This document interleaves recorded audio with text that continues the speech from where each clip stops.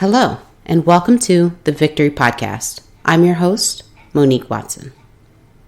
On this episode, I sat down with local WBOK 12:30 a.m. New Orleans hosts of the Good Morning Show, Sally Ann Roberts and Torrin Sanders as guest hosts.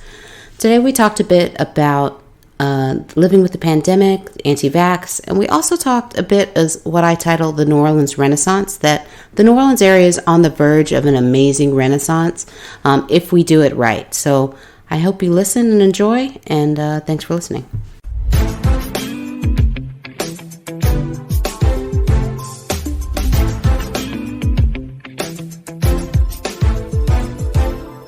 Good morning. We're back. WBOK, 12:30 a.m. We're here with Sally Ann Robertson and also our guest this morning, Monique Watson, is going to be here with us. Yes, we have Monique Henry Watson. Yeah, okay. When I come home, I add the Henry. Okay, all right. Y'all know how y'all people are in New Orleans. But I don't know that name. I don't know who your people is. Where you went to high school. I had that in my bio. So it's like anywhere else, that don't matter. Yeah. Here, where you high school you went to. Where are you doing? Mm-hmm. Well, Troy Henry is one of the owners of this wonderful station, WBOK. Mm-hmm. And I tell you what, all the Henry children are doing great things. We're blessed in that way. Yes, ma'am. But Monique, tell people a little bit about what you've been doing. So, a little bit, we'll talk about my professional life and then my podcast life. So professionally, I'm a health and safety professional. My background's in public health and emphasis in environmental and occupational health sciences. I work for a large multinational corporation. And recently, as of October, I used to be a health and safety manager for a site in Palo Alto. And in October, I took on a more global role. So I support all of our research and development and what are called creative centers globally. So I have sites that I'm about 100-something sites that I'm responsible for on every continent, honestly. So now I'm doing a lot more travel and early calls and all this kind of fun stuff. So that's my professional life. And then a couple years ago, I got, the Lord, and I had a conversation while I was actually on a plane going to a training or something like that about, you should write a book, and then it morphed into you should start a podcast. And I'd done some guest podcasting on a friend of mine from Canada when I lived out there for a year and a half, that she had the sports podcast. So I started to be more familiar with what it took to do podcasting. And so the Victory podcast kind of emerged out of that. And so it's an interview style podcast that, I meet a lot of dynamic, interesting people that have, lots of different experiences, challenges that they've met both professionally, personally, and, kind of having those very authentic conversations and really understanding where they're coming from. Because a lot of times, especially in this new age of social media, what you see is the plus, and you don't see what the journey was to get there. And so some of those real conversations to talk about their journey, and people are actually very open a lot of times, and really deeper, somewhat emotional conversations about what it took them to overcome, and so that others can learn from that, usually tips and tricks if it's career stuff. So that's a little bit about myself. Tell me a little bit about your journey as you entered your field and as you began this podcast. What brought you? So in my field, on the professional side, I honestly wanted to be a physician for years. I always wanted, what do you want to be when you grow up? I want to be a doctor. So I shadowed a lot of doctors. My aunt is a board-certified anesthesiologist. Spent a lot of time, got out of Howard. My GPA was a little... All right, Howard University. University, Bison's, HU, We in the house. We in the house. My GPA wasn't where I wanted it to be to apply for medical school. And I'm talking to other doctors that are like, go get a master's and then go think about reapplying. And I was like, cool. What am I going to get a master's in? I did my undergrad in bio. I was like, I don't want to do a master's in biology because I don't want to sit at a lab bench all day. I was like, public health, that fits. And then ended up in the kind of at LSU Health Science Center, just kind of up the road, because Tulane was too expensive for a 2-year degree. That's what it was, versus in-state and all that good stuff. So started in the public health, and really lent down to this environmental and occupational health sciences was really interesting versus just straight epidemiology or biostatistics or something like that. And now you're talking a whole lot of stuff there. What is environmental and occupational? We'll break that down for this class. So environmental and occupational. So you think about public health, which has gotten such a spotlight during the pandemic and really brought people's focus. That is the undercurrent of epidemiology and disease study and things like that. Mm-hmm. Environmental and occupational health sciences, those two fronts, you look at like environmental impacts like air modeling, how, things in the environment and the air, water, and waste are affected and how that affects people's health outcomes. So that's the environmental side. Which is very important for Black folk in terms of pollution and yes. We think about the people living on toxic sites and all of those kinds of things, right? Correct. Okay. So the environmental side, where my focus and my career has ended up more in the occupational health side, in the world of what's called industrial hygiene or occupational hygiene. And no hygiene, I'm not talking about how you wash your hands, though that is critically important, brush your teeth, all that good stuff. Occupational hygiene is about monitoring employees in an occupational environment about their exposures to chemicals, noise, things like that. So I spent the early part of my career working in oil and gas, flying offshore, doing noise sampling, chemical sampling, supporting our sites for chemical approval processes, looking at the environment, health, and safety aspects. Worked for a year and a half in Canada, lived out there with my boyfriend, who's now my husband, doing more compliance, looking at what we've said we're going to do from a compliance perspective and making sure that we do those things. And then oil and gas dropped off and switched to industries, and now I'm supporting research and development sites, same sort of occupational health, making sure people can do what they do safely. And I know historically, asbestos, I know that it was in my family. My grandfather, they worked in a plant where there was asbestos and everything. And every day now you see commercials, mesothelioma, and all of those kind of things. And so, so that's very important that we make sure because especially the occupations or workplaces that many Black folks have, maybe susceptible to having environmental and occupational hazards. Absolutely. My own grandfather-in-law, who I never got blessed with the opportunity to meet, passed away from mesothelioma.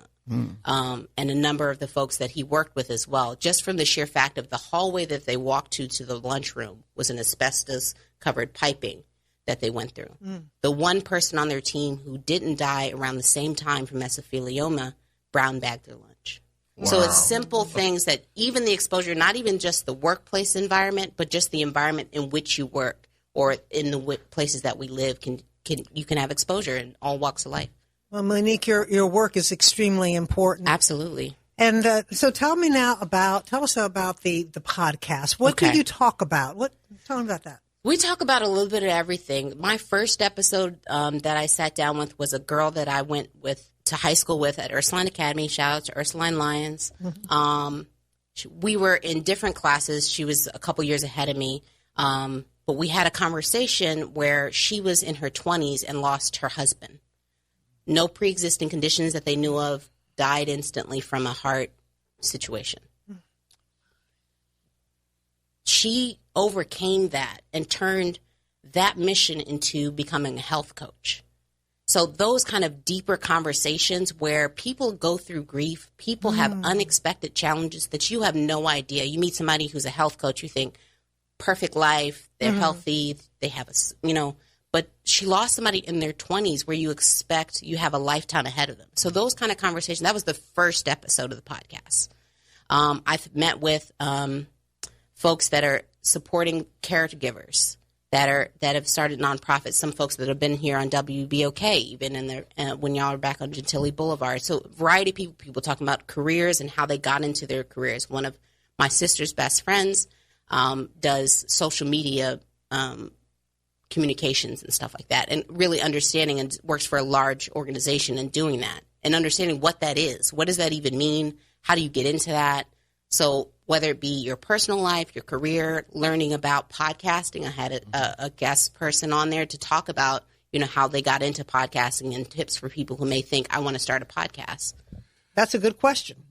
There may be someone listening right now who wants to start a podcast. How do you do that? That's right. And call in at 504-582-9422. We're talking to Monique Henry Watson, a public health professional and the host of the Victory podcast. Here, talk to us about podcasting. So podcasting is it is not difficult, but there are some good tools in your toolbox, I think, to get started. There's a lot of different platforms to get your podcast from. I recorded something to it's up on the internet somewhere.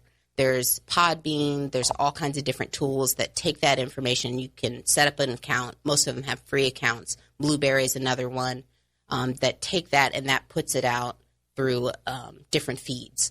And then slowly setting up that your podcast through the different podcast platforms, whether that be Spotify, Pandora, that they connect with. Once you get this kind of what's called an RSS feed code, then that will automatically pull your podcast to those different platforms, whether it's Apple Podcasts, all those kind of places, which is where the Victory Podcast can be found across all those different platforms.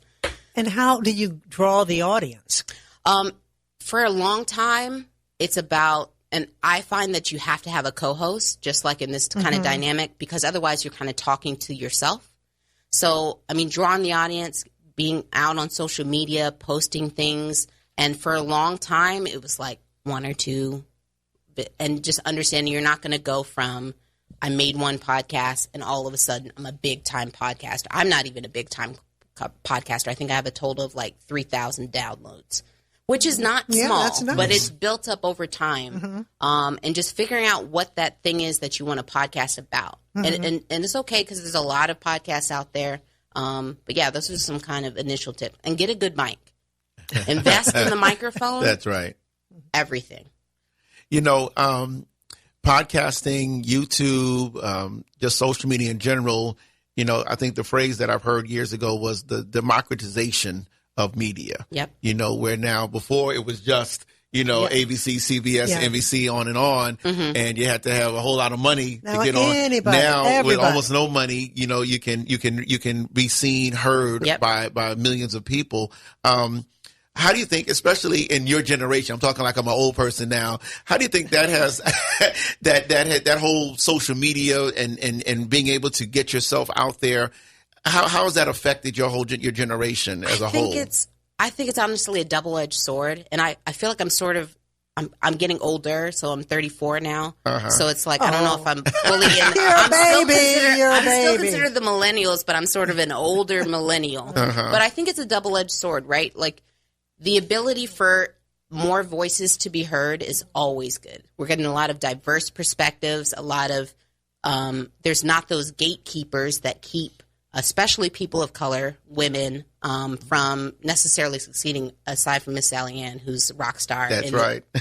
I'm just like still blown away to be in the same room on a news sort of platform as the same queen across the table. But it's the new media, the new age of media. It is democratization. A lot of people can come to the table. Yeah. The table's even gone in a way, right? We just have ideas and opportunities.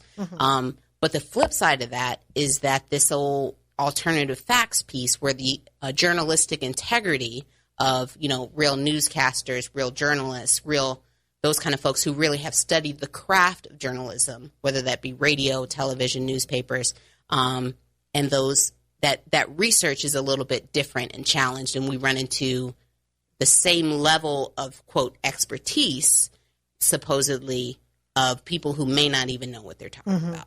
And also those who do not present the truth. Correct. They present an idea, their opinion.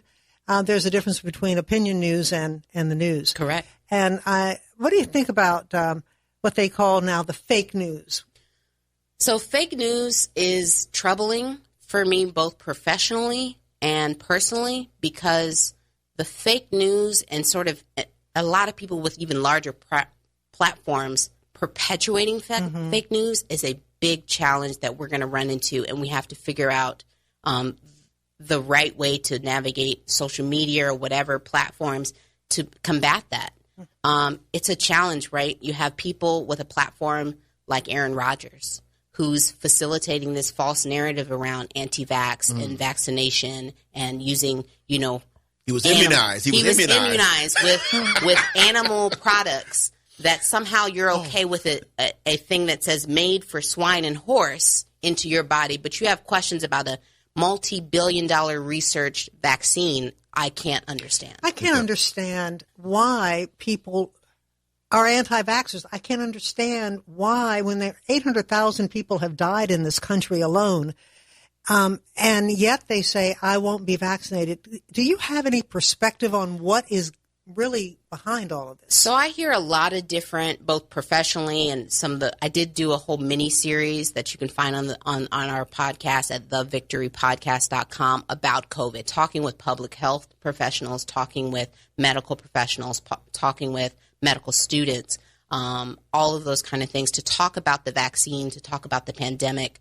But some of the arguments I hear is around, it happened too fast. And my response to that is, first off, this research around the mRNA has been around for 30 years, 30. This technology is well understood. The ability to apply it to this specific coronaviruses have been around for a while. Mm-hmm. This is a, novel one for this specific case. But this is not new. When we had SARS and we had MERS, they were ready to use a similar vaccine profile. Mm-hmm. So this is not new. Secondly, when you take about this not new process, if you take things that happen in sequence, right, step 1, step 2, step 3, and flip them to happen in parallel from the bureaucracy perspective, mm-hmm. You're allowed to get a lot more things done. And when industry and government get aligned, which doesn't happen often, you can move quickly. The part that takes the same amount of time is the clinical research, period. Same amount of time as it would any vaccine, any drug. They can't speed that up. They won't speed that up. And there was a worldwide necessity. It was a worldwide. So it wasn't like pivoted. A few people needed this. It was like everybody over the world needs it. So obviously there would be more intensity in the dollars. Absolutely. Yeah. It was the urgency. It's I work for a large multinational corporation. They have a big R&D group globally. If we pivoted and said we're going to work on one project mm-hmm. and spend the billions of dollars that we spend on R&D on one project, it can happen quickly. It can happen quickly. That's right. Well, we have a caller now, Al Mims. Brother Al, good morning. Good morning. And y'all right on time. I just want to say this. Sister Sally, I look at people, we be out in the shopping mall, people are getting postal stuff, but they're still out in the malls. Their children don't have no masks. They don't have no masks. And, but they got people that I know of that said that they done got fake masks. They done paid $40 for fake IDs. I mean, that's a little bit. Yeah. So I'm thank you for letting me have my comment, but this thing is real. My wife had it a year ago, and I thought I was going to lose her. Mm-hmm. And this thing is real. It don't play. It don't discriminate. But thank you for what y'all do here. Well, thank you for what you do. I appreciate you, Al. Thanks for calling in. Fake COVID IDs, they come up with that now? Oh, yeah. In fact, Antonio Brown. You beat me to it. With the Tampa Bay Buccaneers. Mm-hmm. He served a 3-week suspension. Mm-hmm. Yep. And, I mean, it's just so tragic. I mean, why? And in the NFL, you don't have to be vaccinated. I mean, unfortunately, they have to have certain rules where they keep their mask on and they do other things. But you have to still lie about being vaccinated when he didn't have to lie about it. Yeah. But just like when Aaron Rodgers, so yeah. But what do you say? I've also heard though, Monique, that about people with the vaccine, about sterile, you can make you sterile and all of that kind of stuff. Where is all that stuff coming from? I mean, again, the sort of fake news bucket, this idea of that message has been perpetuated. Unfortunately, or fortunately rather, is that there is no data to support that. There's a lot of research that continues to go on about the vaccine and the virus and organizations like the CDC and all of that kind of stuff. Well, we're going to take a break, and then we're going to be back, and we're going to have more from Monique Henry Watson. Mm-hmm. Watson. We'll be talking. And so keep it locked right here on WBOK 1230 AM.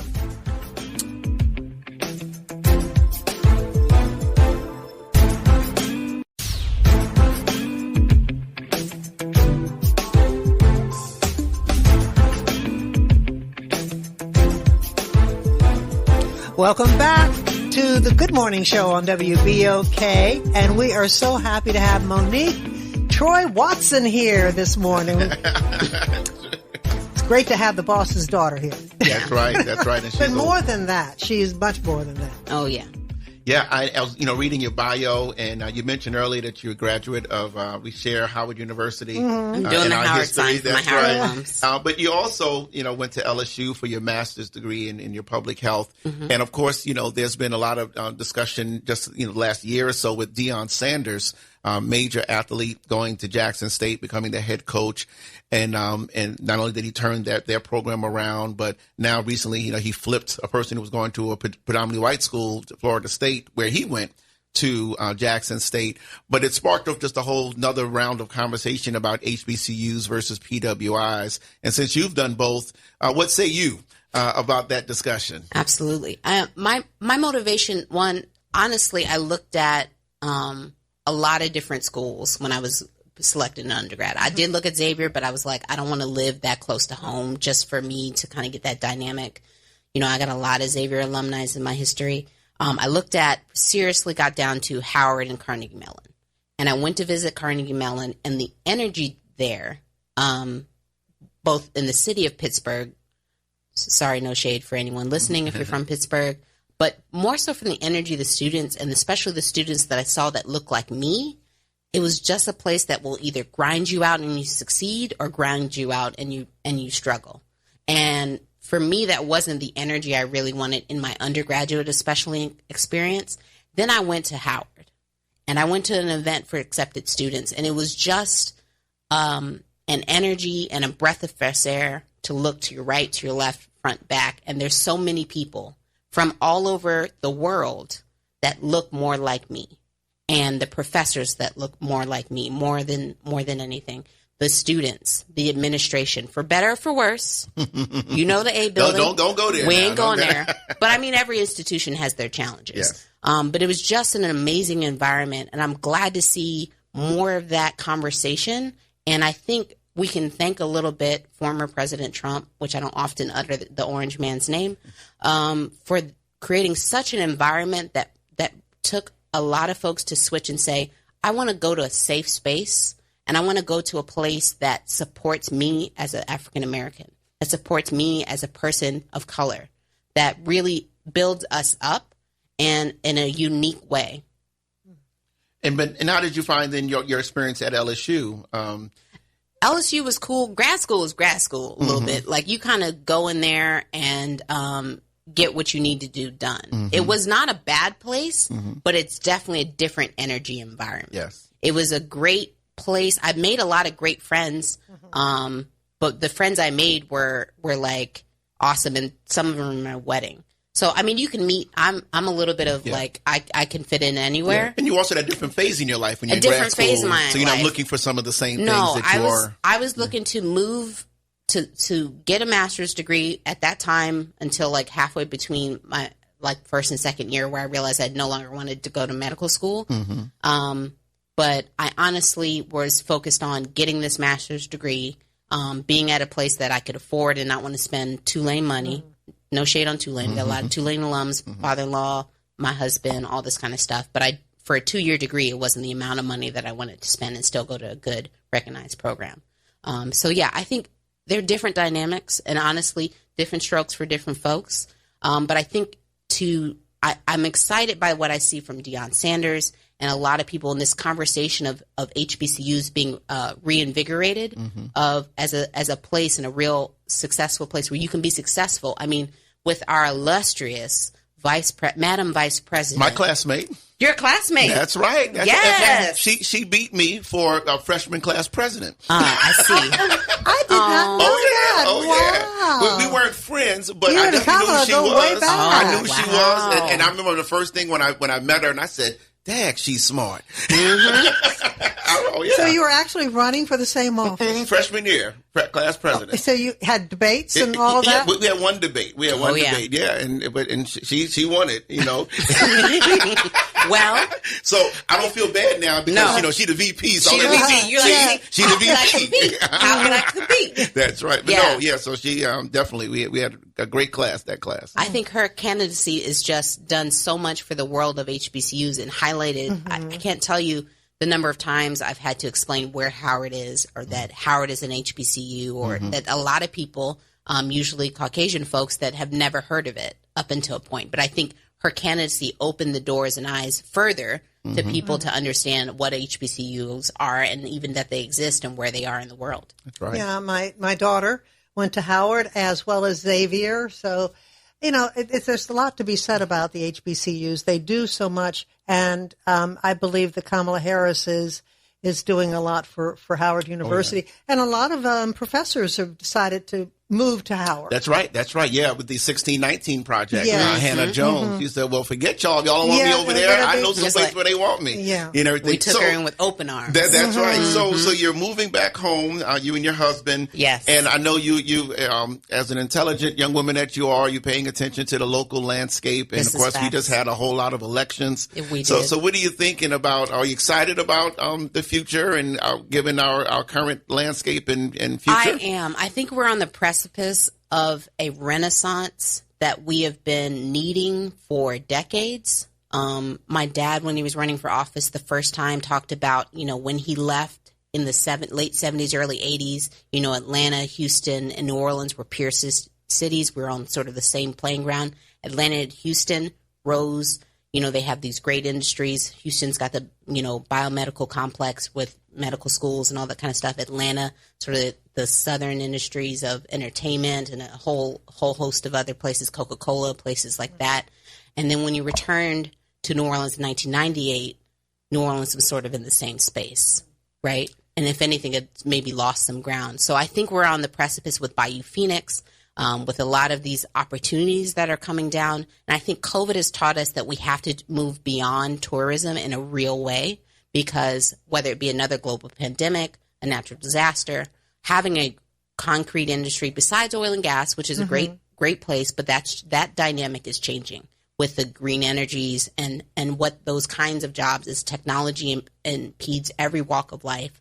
Not impedes, but gets into every aspect of different jobs. We need to move forward and move with the times and continue to do that. It's starting slowly. We're getting a lot of industries that are starting to poke in.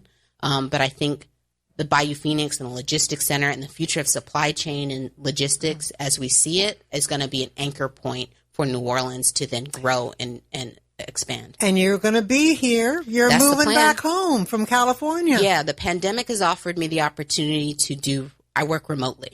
So I work remotely. My husband works in the software engineering space. He too works remotely. And we looked at each other the other day and we're like, California, the Bay Area is probably one of the most expensive places to live.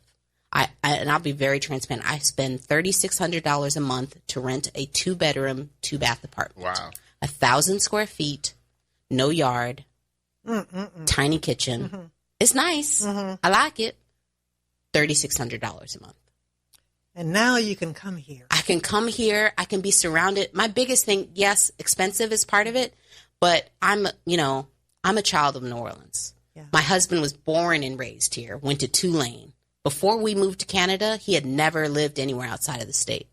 So we want to come back here because all of our family is here. Both of his parents, both of my parents. I got aunts, uncles, cousins, play cousins, all that kind of stuff. And your children. That network that I wouldn't have in California of a laundry list of people to care for my future children. Anybody listen, this is not a pregnancy announcement. Every time I post about future children, like, you're pregnant. I am not pregnant. Dad, if you're listening, I am not pregnant. Okay. But in the near term, we want to start having kids and raising kids here. And this is a place where the thing about New Orleans that differs it from the Atlanta and Houston, as we talk about southern peer cities, is that there is a culture and a heartbeat here that doesn't exist in Atlanta and Houston. It just does not. And that's why people fall in love with New Orleans and move here. There's enough people that have returned after Katrina that the culture still stays for the most part. The positive sides of our culture, there's some challenges that are in our culture and our past that we need to move forward with. But so I've definitely been keeping up on politics and trying to see where the city is going. I was going to move back regardless, but trying to keep a pulse on what's going on. Did the pandemic have anything to do with your decision to? Because I've found that people are making changes in the way they live since the pandemic. So I think it definitely catapulted the ability to move back, but I had always planned at some point to hopefully move back, whether it was a 5-year term, whether that was going to be with the company I was with, or whether it was going to, move companies to somewhere else, either locally or be able to work remotely. And then earlier this year, I had what is now my supervisor approach me about this position. And we talked about it and said, well, it sounds to me, sounds like this is a remote position. Would you be supportive of me moving to New Orleans? And he said, absolutely, you can do this job for anywhere. I was like very clear that was sort of why I was like, okay, yes, I'm definitely interested in this position because I was previously tied to a specific site. I was supporting that Palo Alto site. So I need to be in the San Francisco Bay Area. This allows me the opportunity to travel. I don't have any direct reports, which anybody who leads people knows that's a blessing. Only do it. Working remotely and working from home, it requires you to be a self-starter. Correct. I mean, it's a different dynamic. It's a different dynamic working from home. It's a different dynamic, and sort of you have to balance so that you can have a work-life balance. I think what people struggled with in the pandemic, because we haven't done it before and people's homes weren't set up for that, is that you would end up working a lot more, right? You get into where work life is fully bleeding into your regular life and you're spending where you wouldn't spend 12 hours or 14 hours on the job, you're spending that time. So setting up your home life, for those with tips or ideas for working from home, setting up where you still set work hours and you still set commute time. So that same commute time where you would clear your head, set that 30 minutes to, read a book. That's a good idea. That's a good idea. Virtual commute time. If you have the opportunity and space to have a separate office so that you close the door and physically, okay, my work day is over. Boom. And then get back to whatever your normal crazy personal What do you do with your is. cell phone? Then what do you do with your? So I have two cell phones. Okay. So a work phone and a personal phone. I thankfully not tied to a site. Not too many emergencies, knock on wood, happen so that I need to be on call. Yeah. So I keep it around, keep an eye on it, see that I miss calls or whatever, but I try to separate. That's why I have two cell phones. People are like, how do you manage two? I said, I like the separation of church and state. Yeah. Like what I do at home, that phone rings. I don't know the number. My personal phone rings. I won't answer it. Yeah. If my work phone rings, I usually answer it because I'm like, a lot more people have my number than I have their number. So I'd like your ideas about where the country is headed right now. There are a lot of people who are concerned that our very democracy might be at stake. It is. I think it absolutely is at stake. I think, again, going back to this fake news, the fact that we've even politicized this pandemic is absolutely ridiculous. I think that's where this the anti-vax sentiment, the anti-mask wearing sentiment, that's based on political information, politicized fake news. That's right. That's not about the data. It's not about the facts. It's not about the multi-billion-dollar CDCs and WHOs who do actual research, not the researchers, air quotes, who looked up some stuff on the internet in their phone and now all of a sudden they're vax experts. So that is absolutely an issue. And also those efforts to try to get rid of the election workers and they're being harassed and they're quitting and then others are willing to step in. And why? Well, and laws have been changed around the country now so that they can basically undo an election, by taking it out of the hand of local election officials who stood up when they needed to, thankfully. Yes. But now if it goes to the legislature almost automatically that are Republican control. And you can imagine what that would happen if... Yeah. And so we definitely need to always, as much as we can, talk about the John Lewis voting rights bill that needs to be passed. And there's another one, I believe. But yeah, I mean, we just need those... and it's crazy in 2021 to still be talking about voting rights. Voting rights. You would think we would overcome that. But here locally, we have a new female sheriff. Yes. And a lot of new other positions. So what do you think about some of our elected officers here and the change here? I think, again, new person in the East or a new old person, Oliver Thomas. A return to a favorite son of this station, right? And of the city of New Orleans. And it's a powerful story with Oliver, with his redemption and the things he's come out of from having his issues that he had previously. And I think it's an opportunity, and it'll be interesting to see. And I hope we, as the people, give new elected officials who maybe haven't held office before or held that level of office before the grace they deserve. I'm actually really interested in the sheriff's position. I believe Marlon Guzman was in that role for about 17 years. Mm-hmm. So it's an interesting new dynamic. We've had some challenges that have made the national news in the last few years that may present that presented New Orleans and sort of the parish prison system in a negative light. Mm-hmm. And giving someone new a different opportunity, I think is, always good. If you're doing the same thing, it's that definition of insanity at some point. Mm-hmm. So we have a different understanding. It'll be interesting, but I think especially with Sheriff Hudson, it'll be interesting. Her playing with Jason Williams as the DA presents a new dynamic in law enforcement and the prison system and the criminal justice system as a whole, that I hope they play well together and really look at this from a step back and look at it a holistic view. There's some tactical things I'm sure they'll have to do in a day-to-day, but a step back and say, okay, how do we work with the school systems and other things to disrupt the school-to-prison pipeline that continues throughout the country, and things like that, to really look at how do we prevent crime. How do we prevent people getting into these altercations, these high-energy kind of volatile situations? Mm-hmm. How do we improve our education system? How do we be a part of the solution to improve, criminal justice as it looks in Orleans Parish? So I hope to see some changes there and see how that works, and we give them the grace to do that. Yeah. Well, just yesterday, Sally, we had the police chief on with us, and one of our callers, Reverend Ricasner, I believe it was, and he mentioned, well, why don't y'all, talking about the elected officials and the appointed people such as Chief Ferguson, get together and have a plan, to present to the people, so to speak.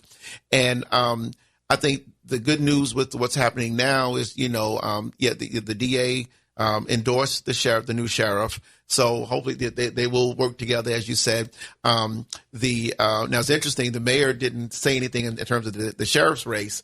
So, presumably she's ready to work with whoever is going to be there. Mm-hmm. And so with the police chief. So I do think our city desperately needs a unified plan. Correct. Of all those partners working together for the benefit of all. And we got to save a generation, because you mentioned education and how many kids 16 to 24 are disconnected, or just out there on the, not going to school and not employed. Yep. And then we want to get, well, how come, this and how come that? Mm-hmm. Well, that you got to be doing something when you're 16 to 24 that's productive. Correct. So, yeah.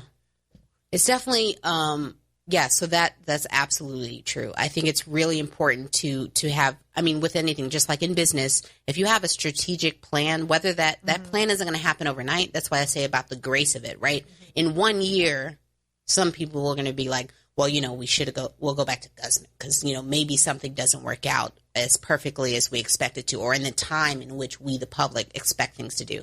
We want a microwave situation when you really need an oven perspective, and really to move forward. Can I steal that? A microwave situation. We need an oven perspective. Come on, you better trademark that before you leave here. Won't he do it? Won't he do it? Yeah. No, you can have that. We'll let you have it. You preach. I'll let you. That's right. That's a whole sermon. That's Sunday. That's Sunday. Don't be surprised. I can see that. Well, that's going to be a good sermon. Just our society, we've moved to social media. Everything is quick. The internet is fast now. Everything is quick. And we need to understand that things do take time and to really move. But people are impatient now. They're impatient. And rightfully so, right? We've taken generation on generation to say, I'm going to do it better. And some situations, we're still in the same situation. Yeah. So, and I love one of the mayor's, campaign commercials. You said about kicking things down the can. I don't know if you saw it, but she said no more kicking things down the can down the road. Correct.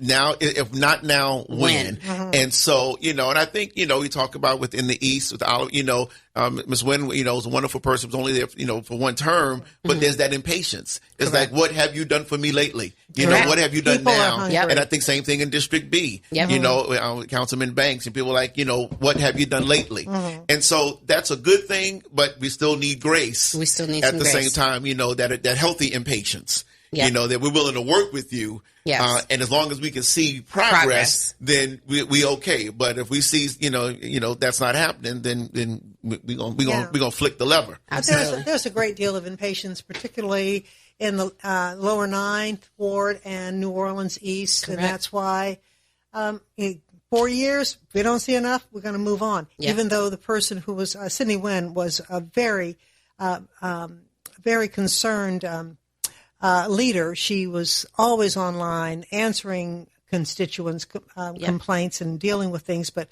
people want to see brick and mortar. They want to see progress. And so I think that our incoming councilman is hungry. Mm-hmm. Yeah. And I think that Oliver Thomas is going to make some changes.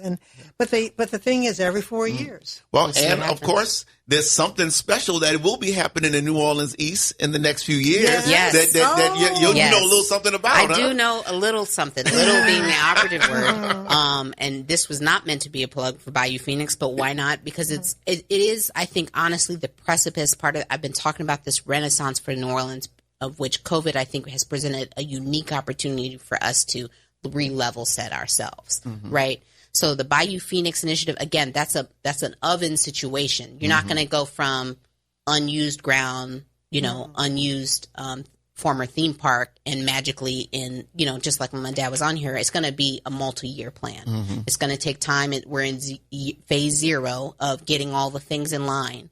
But I think that is going to be such an anchor for not just the East. It'll be great for the East and developing new jobs, but it's going to be anchor, I think, for the city, especially the logistics center, logistics and supply chain. Anybody who's ordering Christmas gifts knows that is a challenge and something the U.S. has to figure out. We're uniquely situated in New Orleans. We got the port.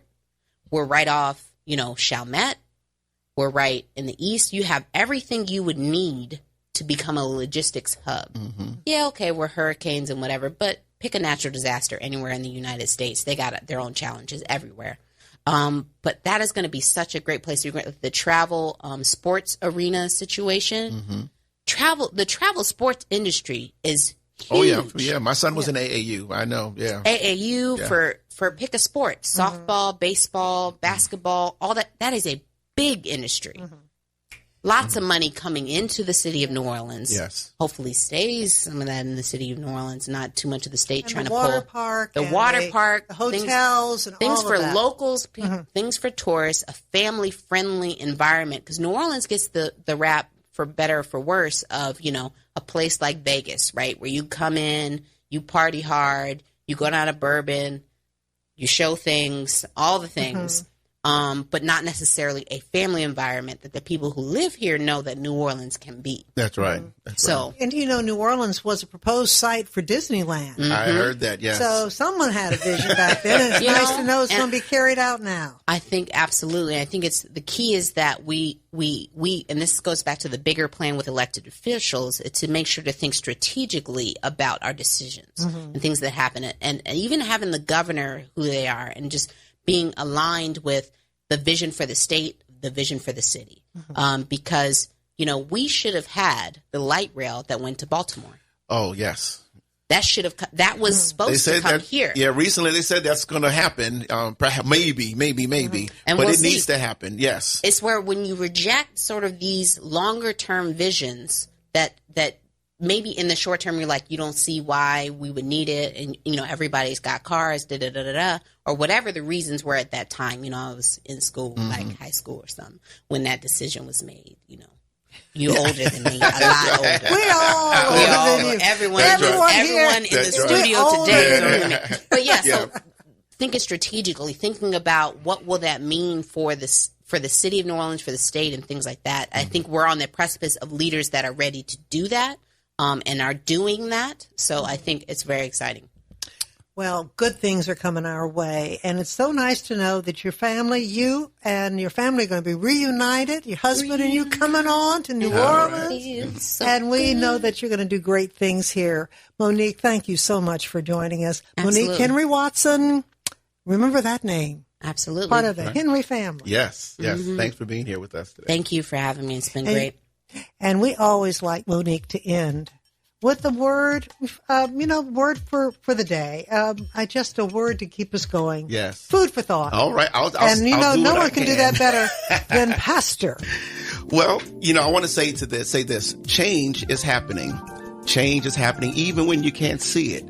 Just believe that change is happening. When I was in about 4th grade, I had a teacher that one day said, we're going to learn about the caterpillar. And of course, everybody was like, the caterpillar, I don't like caterpillars. They're ugly. They're this, they're that. But then she put on the little video and it showed how the caterpillar would be hatched from the egg. And then the caterpillar would start eating all that it can eat, its leaves and everything. And then at one point it would hang upside down and then it would spin itself into what we know as that cocoon. And it would stay in that cocoon for a period of time.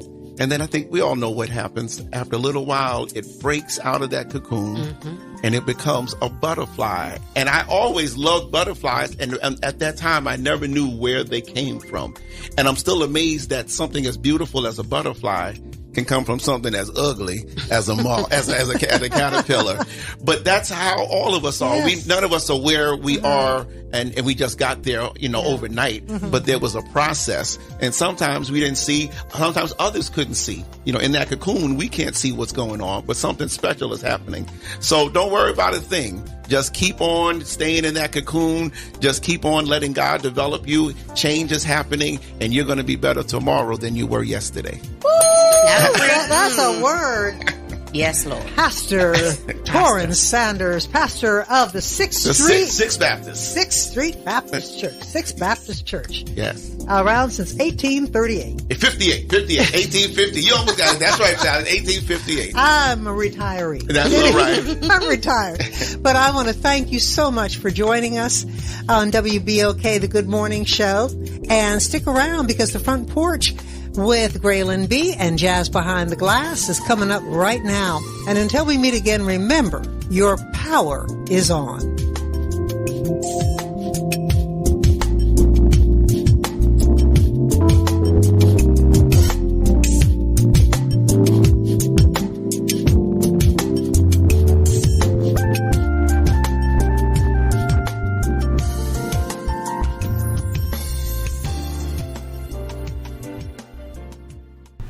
Wow, that was a very robust discussion around politics, the pandemic, New Orleans, and just the future of the city. So I want to thank so much for WBOK for having me on their station, sitting down with the legend, the myth, the wonderful queen of media, I would say, in New Orleans, Sally Ann Roberts. So thank you for that opportunity. And Dr. Torrance Sanders, it was a great opportunity to talk about, the future of New Orleans as we wrap up 2021 and we look towards 2022 and beyond. I think it was a good opportunity to kind of reflect on where we've come in the pandemic, that the pandemic still rages, the future of New Orleans, and sort of what a post-election, wherever you are, can look like, and giving those elected officials the grace and time to get used to and really understand behind the curtain of their elected office and what it's going to take to progress forward. So I'll end this episode as I do every episode. Every problem has a solution. It's whether you're willing to do the work to find it. Let's do the work and be victorious.